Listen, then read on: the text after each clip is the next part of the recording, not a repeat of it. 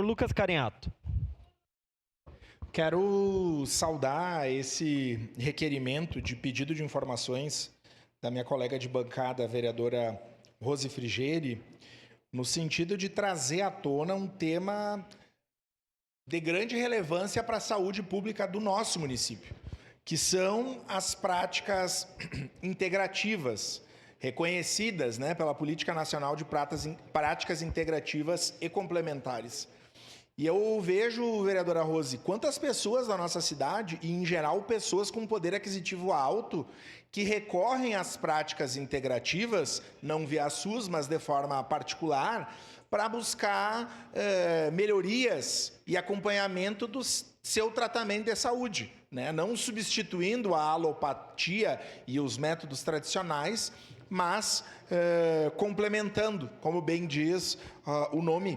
Vejo aqui acupuntura, quiropraxia, yoga, enfim, são inúmeras, são quase 3 dezenas. Eu acho de fundamental relevância e cito a UBS do Tijuca.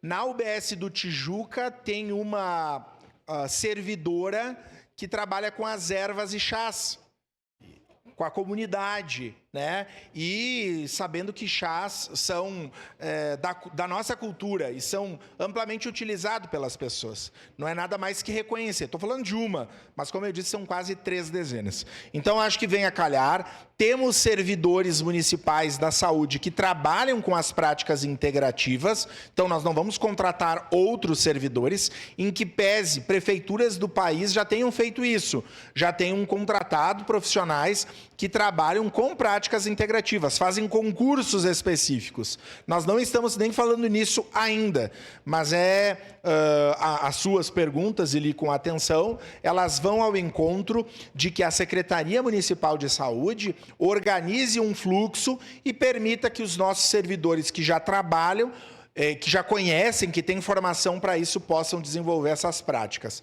Vem ao encontro da necessidade de melhoria da saúde pública, então, logicamente, votaremos favoráveis e esperamos que o secretário, que a gestão, possa pensar em ações organizadas na nossa rede municipal de saúde. No momento oportuno, votarei sim. Muito obrigado.